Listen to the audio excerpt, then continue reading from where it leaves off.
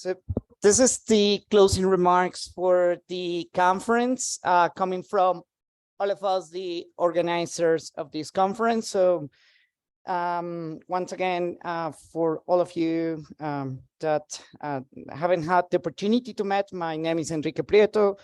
I'm associate professor at Universidad Rosario. So just gonna share with you some words. So first, I would like to start by thanking you all. Without your input, ideas, and discussion, this workshop, this conference would not have been the success it has been. It is great to see all of you together here in Bogota. During the last 3 days, we covered a great variety of topics, including international trade law, international investment law, food security, food safety, decolonization, among others. I hope the spaces here in this meeting room, during the parallel sessions and outside, have fulfilled your expectations. I'd like to thank my colleagues and friends, Pita, Markus, Isabelle, and José Manuel, for all the hard work that we put together on this conference for the last year. Moreover, I would like to especially thank José Manuel, a great academic, a great attorney, and above all, a great person.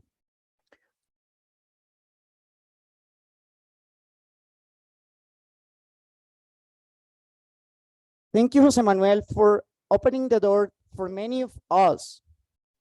Also, thank you for never giving up on our purpose of bringing SIEL to Colombia. We made it. Above all, José Manuel, you are an inspiration for many of us that work on international economic law from Colombia and from the global south. Also, I would like to thank the Dean of my School of Law, Laura Garcia, who is here present. You believe in this project and you were always there to make this conference happening. Also, I would like to thank all the sponsors for helping us bringing together this conference. Last but not least, I would like to thank the teams at Universidad Rosario and Universidad Externada. Diana, María Alejandra, Sofía, Carolina, Catherine, Diego, Gabriel, Antonia.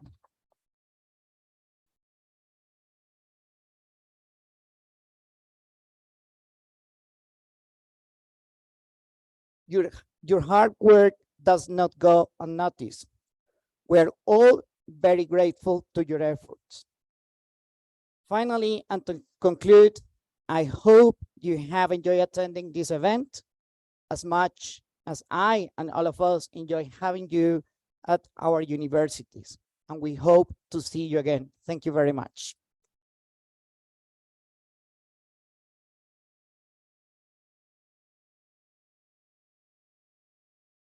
Well, good afternoon, everyone, colleagues from around the world. We finally have come to the end of this conference, to our conference. It has been a long journey since we first thought about sending a proposal to SIEL and countless hours of meetings, very early for some of us, very late for others, but we made it. I hope you had enjoyed your stay in the land of the magic realism, as Gabriel Garcia Marquez described it in 100 Years of Solitude. Please allow me to start by saying that we are grateful to the SIEL Executive Council for believing in our proposal and for giving us the opportunity of hosting our SIEL biennial conference in a Latin American country for the first time. We hope it won't be the last one. And I hope it won't be the last time in Colombia, in Externado, and in Rosario, of course. Thank you, everyone, for being here. Thank you so much, really. your active participation for taking these long haul flights from Africa, from Australia, the Far East, Europe, Latin America, the US, to come to Bogota, for preparing your presentations. Great presentation we have, really. For sharing in our community of international lawyers. Of course, we have some economists, but mostly of us, we are lawyers. We are a community of international lawyers. That's what we are. At least we want to believe that. And for all your insightful observations during this conference. Also, I'd like to express my thanks to the wonderful team of Externado University, which made possible this conference, working in the background with the logistical arrangements. It could not have been worked without the continued effort and commitment of each one of them. In particular, I want to mention Diana Beltran, Maria Alejandra Moncaliano, Sofia Zuluaga, and our young team of young students that I think they are over there, and as well the IL team from our faculty, the fantastic events team that we have also in Externado and in Rosario, the IT teams, which is many people, at least 20 people work with them.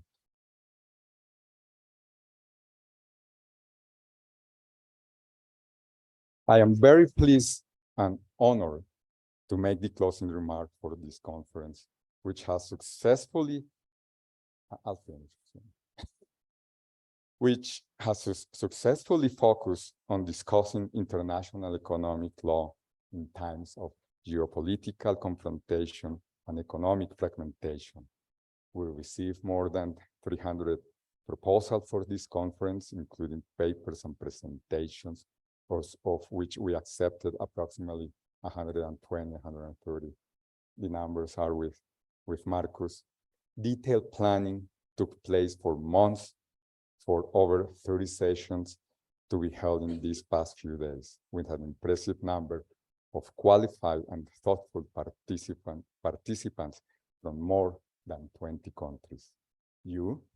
We have enjoyed an ample selection of top-notch panels and roundtables covering a diverse array of subjects and featuring detailed conversations.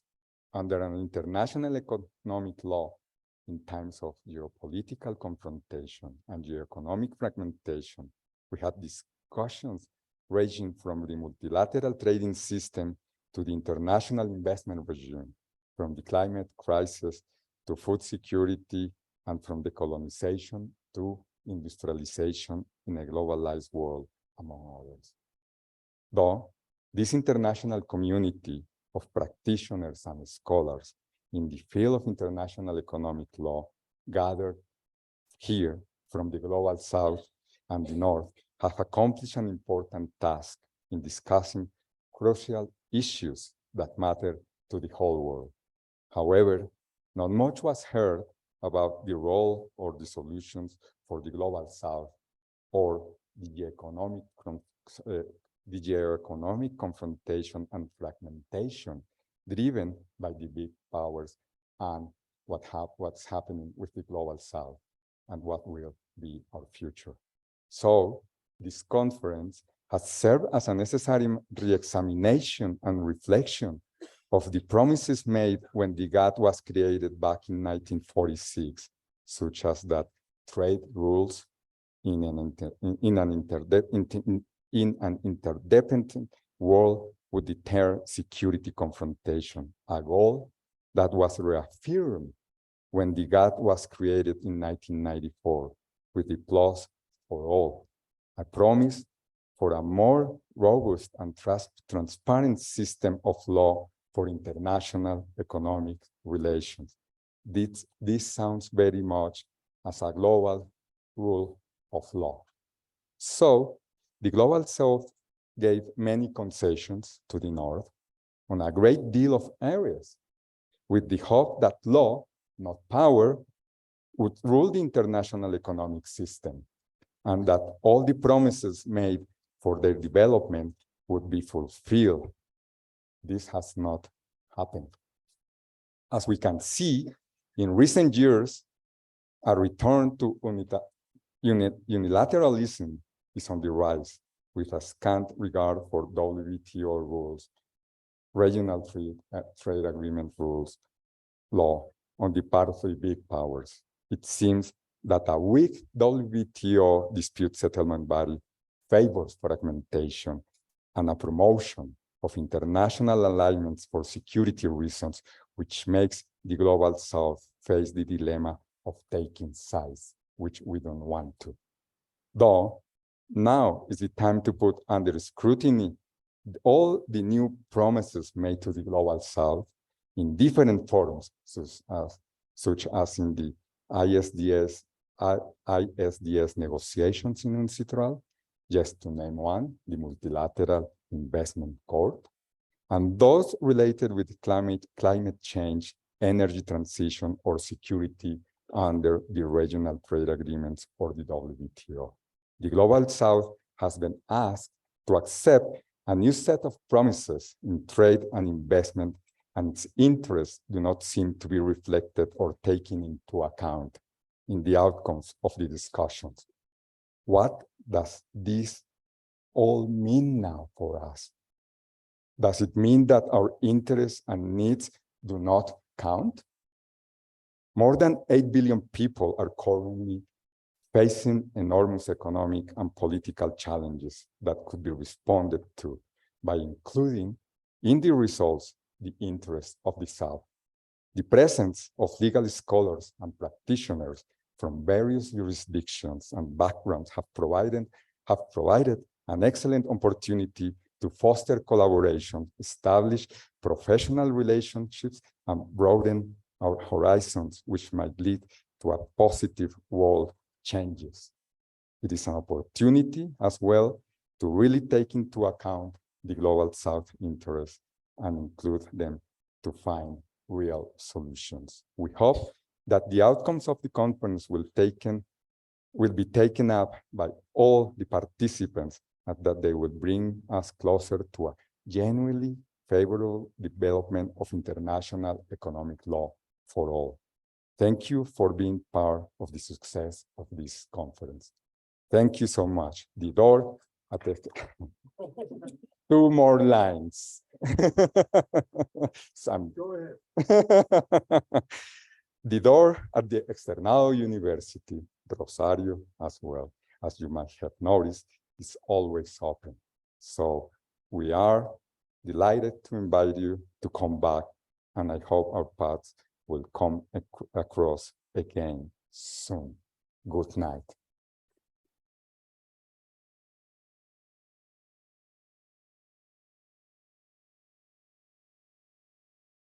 We promise to be short.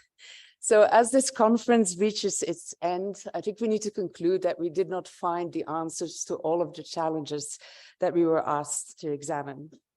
But I think that thanks to the careful guidance of the moderators and the insightful contributions of all speakers, we now better understand what the challenges are, what the responsibility of all of us as a community of lawyers, economists, political science is, and how we can hopefully help to find these solutions that are so urgently needed. This conference success is due to the relentless hard work of the universities of Externado and Rosario. José, Manuel, and Enrique, you have been wonderful partners in this journey, and we can't thank you enough for being such warm hosts to Bogota, Colombia, and your universities. We know that you have worked with amazing teams that were led by Diana and Carolina, and you have been really absolutely outstanding and impressive. We're scared that we would miss out anyone in thanking you, so Markus and I would like you to stand up so that we can all thank you. This is also the logistical team and the IT team.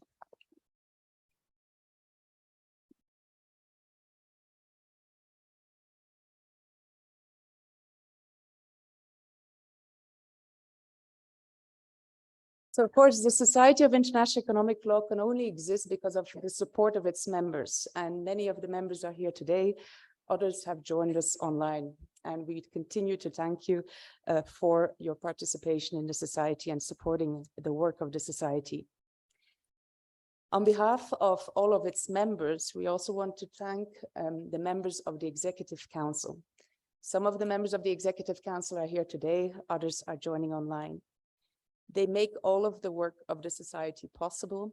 They do a lot of work that you often do not see, and we're immensely grateful to all of the members of the ExCon. There's one person that we need to single out and who's actually not a member of the ExCon. His name is Chris Tassis. He's probably right now in London because he could not join us. And he helps the society with so many of its activities. You probably have all come to know him because he probably sent you some emails and you asked him questions to which he duly responded. And if there was any delay in his response, it's the fault of Markus and I because we were late in following up with him. But Chris, we don't know if you're online right now, but thank you so much. But yeah. So Padide said yesterday that it takes a village to make one of these conferences happen. But we also think it takes a very attentive, hardworking and supportive leader of that village. So Peter, thank you for all your support, and we're so grateful for having you as our president. Finally, now Markus will thank a few other people and organizations that have supported this conference, but I think I'm speaking on behalf of everyone who's here on the ExCon, the SIEL members, and also at a more personal level. I really want to thank Markus, with whom I share this function as Executive Vice President. It's been an absolute pleasure to do this with you, to take up this function and to organize this conference. I'm so sorry for all the emails I sent you, the WhatsApp messages, the Teams invitations, but I think we probably can agree that there was an element of reciprocity in that exercise. But I do want to close with the following. I think the hardship and injustice that you had to endure en route to this conference is beyond the understanding of anyone in this room. And the fact that after this horrific experience, you still decided to continue your journey is really a testament to your commitment, your resilience, and your friendship to the SIEL family. So thank you.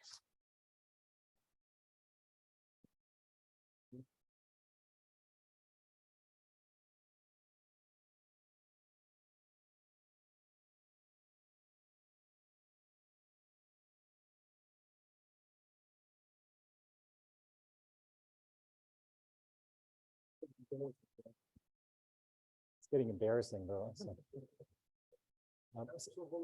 Thanks. Isabelle, so I mean, I prepared remarks and I'll go through them, but I wanted to just sort of reciprocate what Isabelle just said. The amount of messages we exchanged on whatever form that might take could fill whole books that some of the publishers will probably sell for several $100s. But it's been an absolute pleasure to work with you, and I will thank you in a moment for something else. So bear with me. For now, I want to thank the sponsors, without whom we would not be able to create these conferences. You see them down below and everywhere else, but I do want to mention them. Van Balen Bellis, personified maybe in no one else but Isabelle. Locally, José Herrera Ruiz, the Universidad de Lima, RH Consultadores, I know I'm mixing languages now, the World Trade Institute, VB Lawyers, the University of Birmingham, Trade Law Guide, Brill and Hart, and I must point that out, Suresh Nanwani, who, as a member of the Executive Council, has supported SEAL, PEPA, and many of our efforts and initiatives in more ways than you can imagine. So special thanks.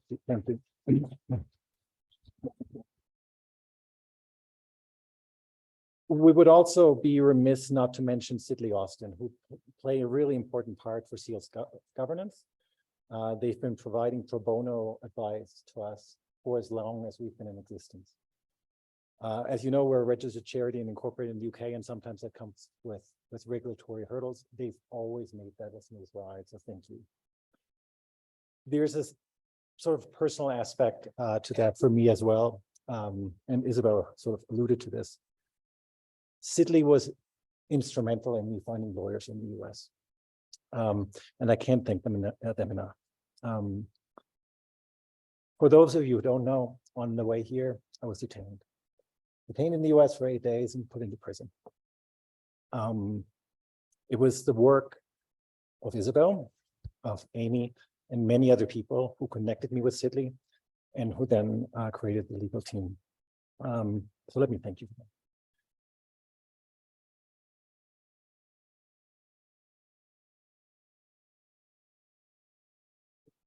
And there's many people I could mention, but let me just mention two more people and personally. And I'm not saying this because he's my boss, but Colin Picker apparently dropped a message to Meredith, who's also here, and says, call me, it's about Markus. That conversation then led to being connected to what I now call very friendly faces in LA. And those friendly faces picked me up when I was released from jail and hosted me for 6 days. So just to say that there were these people and many more who helped me through that time. And I thought the SEAL community really came together to help me, and I want to thank you all for that.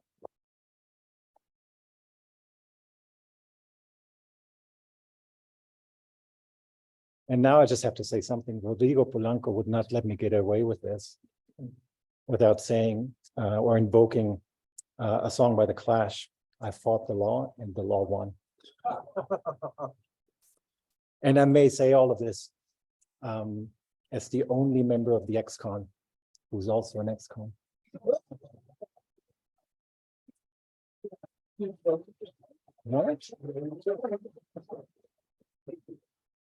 Let me get back to the conference. So we've had 25 panels, 4 roundtables, 3 keynotes, which have been recorded and which we will make available. The topic of the conference, as you know, is international economic law in times of geopolitical confrontation and geoeconomic fragmentation. We certainly find ourselves in interesting and difficult times. And I think it's fair to say that while our times are not unprecedented, they have certainly been complicated.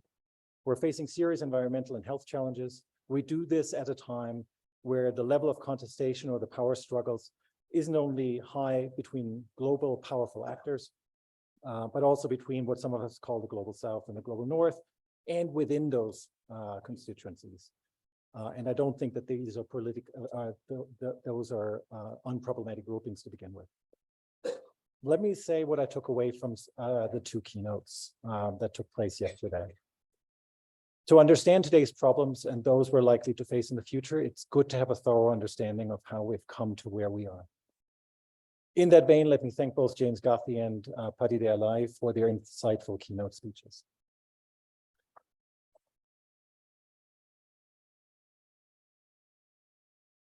This brings me to another issue that we've touched upon, and that is that is at the heart of many of us who teach, whether as academics, as lawyers, as professionals in practice. I think we need to rethink what the role of law and lawyers is in this new, brave new world as we're moving forward. And I say this as international economic law and governance, because I think of these personally as related and we can't separate them. There are probably questions we should ask ourselves. How do we advocate lawyers in the future? How can we contribute towards how people better understand one another across disciplines with vastly different languages sometimes? And we hope that SEAL 2023 contributes to that. Now, conferences are different these days. COVID has made conferences or has had ramifications that we couldn't have foreseen quite some time ago. Institutions are slashing budgets, travel budgets. We've had lots of people who wanted to join in person and couldn't.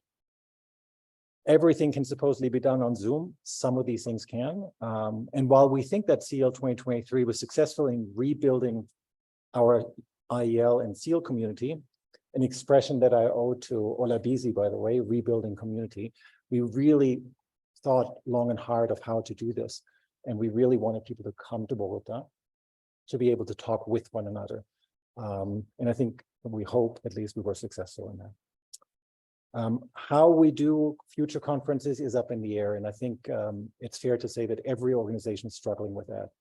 To that end, you'll get a survey from us to give us input on how you think we can do better. Why do people come to conferences these days? Well, I ask myself that now. I'm certainly not traveling through the US, I know that. What as an organization we offer to you, both in the conferences, but also beyond that. So look out for that survey. Let me sort of come to a close. It'll take a couple more minutes with a few comments about SIEL as an organization. You know that we used to have AGMs at the end of these sessions. We've made a decision to move that towards the end of the year and do that online because it can be done online much better than in person. And we clearly didn't want to add yet another 1-hour session to an already full program. We have, for example, there's a lot of work ahead for SIEL. We revise our articles. When I started my position as a co-executive VP, I said that we need to move SIEL from adolescence to adulthood. We've made some progress towards that end, but we need to do more. We invite you to become involved, all right? Every single one of you, in whatever way you think you can contribute. And support the work that we do as SIEL. Send an email to Isabelle and myself. We're fairly easy to reach, and we respond usually fairly quickly. We also continue with what we think are very successful SIEL conversations. If you have an idea and you think you want to put that forward, please come to us. We want to further strengthen our networks. It was a real pleasure to see the Red America Latina and Caribbean to organize a conference right before SIEL 2023 on Tuesday. And it was a fantastic conference. And I want to thank the organizers for that. I think Victor Sacco and others deserve a round of applause for that.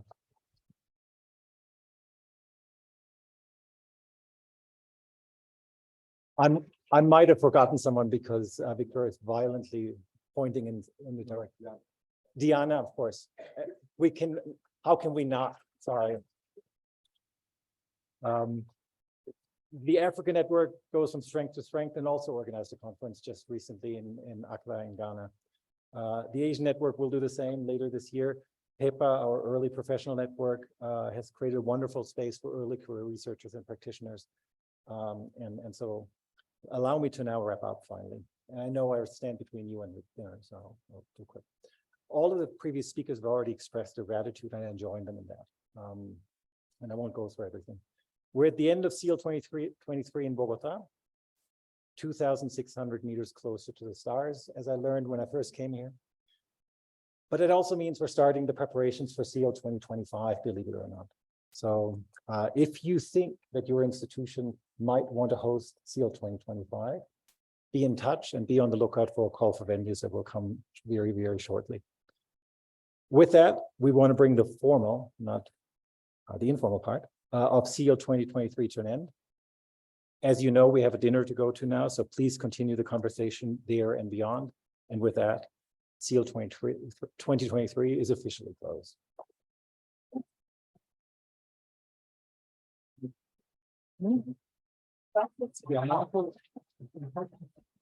So I'm just reminded now that I'm supposed to tell you about buses.